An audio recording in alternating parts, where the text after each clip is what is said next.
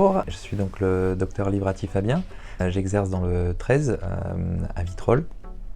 Je me définis comme un omnipraticien avec une orientation en chirurgie implantaire et surtout passionné de numérique. Voilà, donc j'exerce dans un cabinet multidisciplinaire avec 4 autres de mes confrères, donc nous sommes 5, plus un laboratoire de prothèses numériques. Donc ça fait une belle équipe d'une vingtaine de personnes et on s'amuse bien tous les jours. Alors dans notre activité quotidienne, on a vraiment ce penchant pour l'outil numérique et pour le plan de traitement conçu et piloté par informatique pour aller ensuite jusqu'à la fabrication au niveau prothétique, voire chirurgical, et les aides chirurgicales pour mener à bien ce cahier des charges. C'est dans cette logique de vision globale, faisant appel à tous les domaines de l'odontologie, que ce soit de la chirurgie, de la parodontologie, de la prothèse, de l'orthodontie, que le numérique se place. Et au centre de ce numérique, on a un outil extrêmement important qui est l'outil radio et notamment le Conbeam. Donc le Conbeam va nous permettre plusieurs choses. Donc il est d'abord bien sûr connu en planification implantaire, puisqu'il nous permet de diagnostiquer les volumes osseux. Comme tout le monde le sait, c'est même un élément obligatoire d'un point de vue médico-légal avant la pose de tout implant dentaire. Mais au-delà de ça, il va permettre aux praticiens, qu'ils soient implantologues ou pas d'ailleurs, même omnipraticiens, puisque c'est l'omnipraticien qui va guider l'implantologue dans son exercice et l'endroit où l'omnipraticien a besoin de la pose de ses implants, le Conbeam va donc venir nous donner l'environnement de la dent et le guide implantaire. Mais surtout, il va permettre d'avoir un visuel global de notre patient, que ce soit au niveau osseux, comme au niveau des axes radiculaires, puisque dans les mouvements orthodontiques, on a besoin de connaître ces axes radiculaires, et également bien évidemment dans le diagnostic des lésions périapicales ou des maxillaires, tout simplement pour pouvoir appréhender au mieux, par exemple, la conservation dentaire, le traitement endodontique et en bout de course, la réalisation des implants et surtout des guides chirurgicaux. Voilà, donc bienvenue dans le bloc opératoire, là où on étudie nos cas et où on opère ensuite. Donc quand on regarde un cas concret clinique, donc on a ce patient qui vient pour une réhabilitation globale, qui est en classe 2 dentaire et squelettique, et qui présente une parodontite avec une mobilité de toutes ses racines. Donc on voit la photo actuelle. Quand on regarde au niveau radiologique, on se rend compte de la parodontolyse terminale. Et clairement, c'est un traitement qu'on ne peut réaliser sans des radios de qualité et surtout des radios quantifiables et mesurables et qu'on va pouvoir coupler avec les prises d'empreintes numériques. Donc quand on vient étudier le Conbeam, on voit bien ce qui se passe. Hop. Voilà, donc ce qui est très agréable de pouvoir déplacer, se balader au sein des arcades. Voilà, de remarquer les déflects osseux, etc. et les reconstructions qu'on va pouvoir faire de cette manière-là. Quand on joint une planification numérique, voilà, on a besoin, donc après les prises d'empreintes numériques, de coupler en fait ces images Conbeam avec les images radiologiques, ce qui va nous permettre de déterminer avec précision la position de nos implants. Et ça doit se faire avec une très grande précision au niveau radiologique, parce que sinon on n'aura plus de cohérence entre la prise d'empreinte et la radiologie, et du coup des guides qui seront totalement faussés. Donc quand on regarde par exemple la position de ces 4 implants, on a fait le choix de ne guider que 4 implants. Les autres implants bien sûr vont être posés, mais seront posés sur d'autres temps chirurgicaux, après des greffes de sinus par exemple, et l'évaluation, puisqu'on voit qu'on va avoir peu d'os en fait à ce niveau-là, ce qui va pouvoir devoir présenter des élévations de sinus. Donc quand on regarde cette planification, c'est toujours assez agréable de regarder ce qui se passe une fois les implants posés. Quand on a planifié, c'est avant la chirurgie, et voilà ce qui se passe après la chirurgie. Si on s'amusait à superposer les deux coupes, on se rendrait compte qu'elles sont très sensiblement, les deux images sont très sensiblement identiques, ce qui montre la précision à la fois des empreintes, du Conbeam et des logiciels de planification. Voilà, donc quand on regarde ce gentil patient avec tous ses problèmes bucco-dentaires et qui veut en plus garder sa classe 2 parce qu'il ne veut pas qu'on lui modifie son visage par de la chirurgie orthognathique. Voilà 24 heures ce que peut donner une chirurgie guidée du coup et une planification implantaire bien menée avec des empreintes optiques de qualité. Dans la question du choix du cone beam, donc il y a bien sûr pléthore de machines qui proposent des prestations et des performances qui sont extrêmement bonnes. Le choix de Vatek s'est présenté tout d'abord pour la qualité technique de la machine.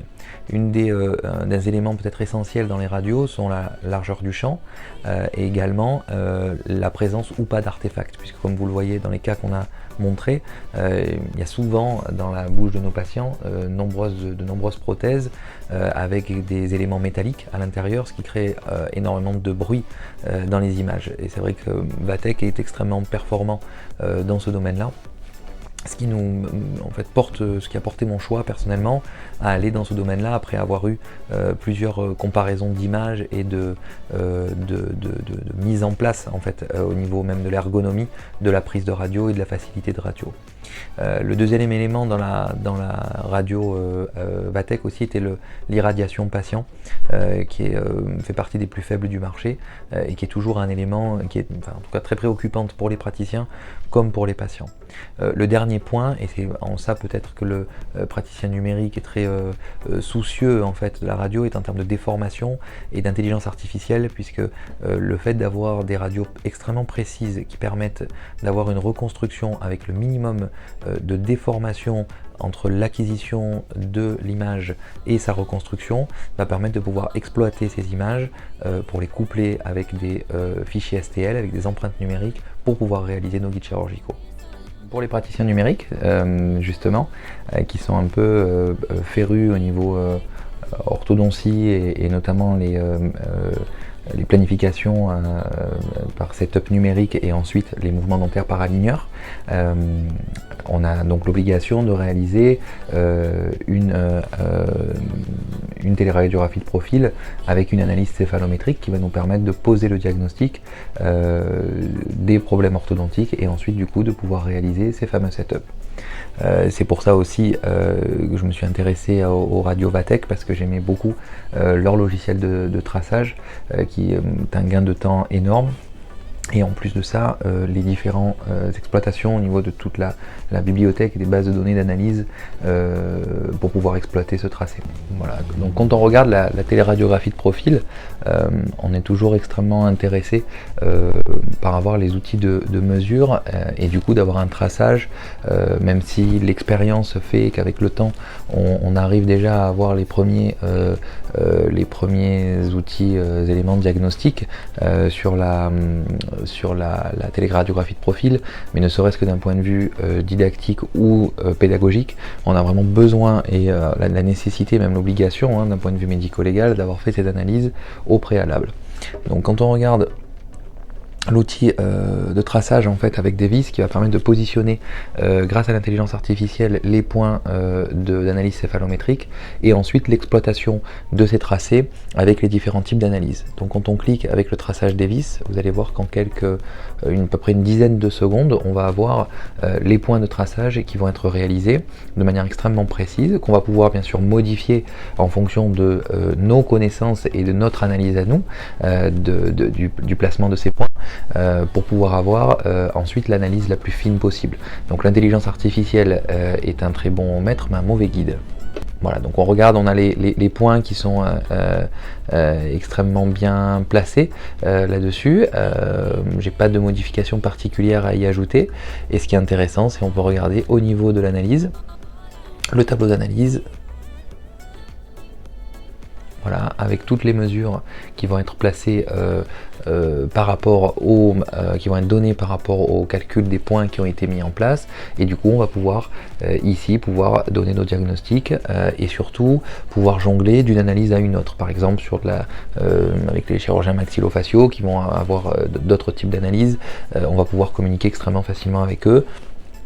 Et pouvoir naviguer du coup de l'analyse de Steiner. On peut aller sur la Ricketts qui est extrêmement connue aussi. On va pouvoir aller sur l'analyse de Tweed, si on veut encore, voilà, avec tous les mesures et les tableaux qui vont nous permettre de pouvoir poser ces fameux diagnostics.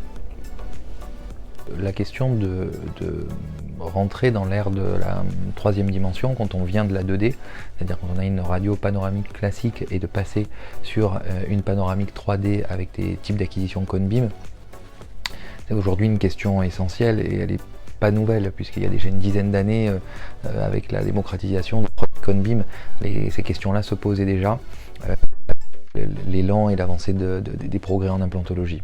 C'est évident pour ma part aujourd'hui qu'un omnipraticien doit être équipé au cabinet même d'une panoramique 3D, de même qu'un orthodontiste, puisqu'on voit de plus en plus d'orthodontistes qui s'équipent de panneaux 2D et téléradiographie de profil et qui font l'acquisition de cette 3D. Pourquoi ?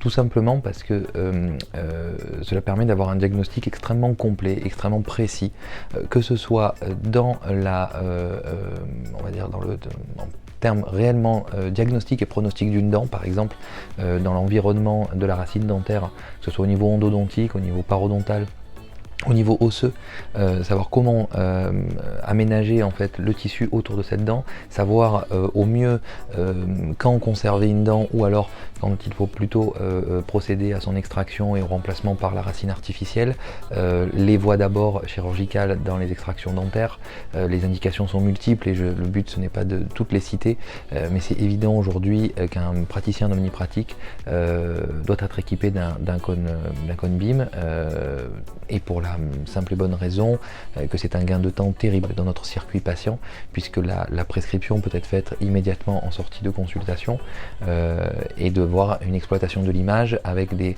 machines performantes et des ordinateurs, des logiciels de reconstruction qui soient extrêmement rapides. On est arrivé à un produit qui a une certaine maturité aujourd'hui et du coup qui nous permet d'avoir l'exploitation de ces images en temps réel. Et du coup une réponse et une prise de décision en temps réel et plus avec de longs délais d'attente avec des praticiens externes comme des radiologues qui feront un travail extrêmement précis mais qui du coup vont devoir nous soumettre des clichés avec un laps de temps qui des fois est incompatible avec notre circuit patient. Le deuxième point est aussi la question du stockage, c'est comment arriver à stocker toutes ces données et ces images patients dans le temps et pouvoir les comparer, pouvoir observer les cicatrisations, pouvoir observer les déplacements dentaires et notamment radiculaires quand on fait de l'orthodontie. C'est absolument impossible si on n'a pas d'image 3D facilement conservable, exploitable et traçable dans le temps.